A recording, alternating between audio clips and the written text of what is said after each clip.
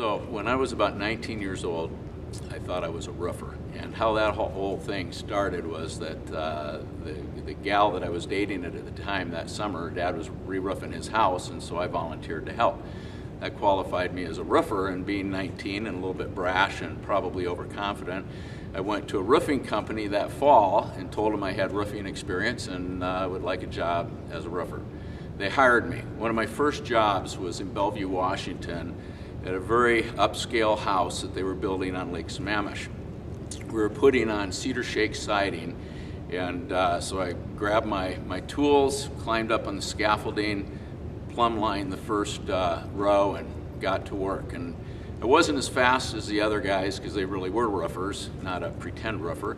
And but anyway, I'm working along. I'm kind of impressed with myself because I'm almost keeping up with the other guys. The foreman dries up, and I could see him out of the corner of my eye. He's back behind me. He was down on the ground admiring my work. I'm feeling pretty proud about myself. He says, "Hey, you up there, come on down here." So I climbed down the ladder, walked up to him, said, "Yes, sir, what can I do for you?" And he said, "Hey, turn around and look." And I looked, and to my surprise, the whole rows were off probably by about 6 inches. So it wasn't straight anymore, it was going at a pretty good angle. What had happened is that first row, my plumb line wasn't right, and it was off by a fraction of an inch, which began to multiply with each row thereafter.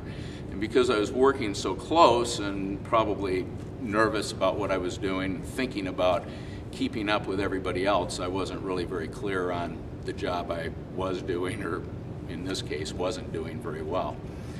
Makes me think about how important it is to have the foundation right. Jesus talks about it, we're pretty much familiar with that.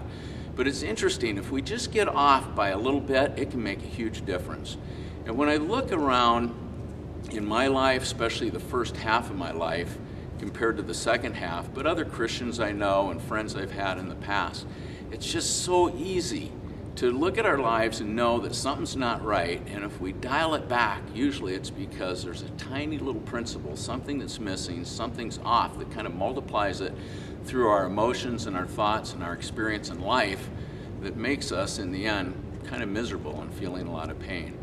And I think Paul, when I look at Paul, and whether it's 2 Thessalonians, which we're going to look at for a minute, Colossians, Galatians, he links faith and love together all the time.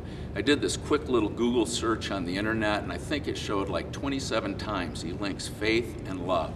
In Galatians, when he's really coming on strong to the Galatians who kind of took on this Jesus plus circumcision kind of deal, he came on and he said, the only thing, I mean, I could just kind of see it. I just see it if he wasn't right. And he's where he goes, the only thing that counts is faith expressing itself through love. And then later on in that chapter, he goes on again. He says, the only thing that counts is faith and transformation, true change. And he says that a lot. Remember in 1 Corinthians 13, he says, if you have love, or if you have faith without love, it's nothing. So they're really linked together.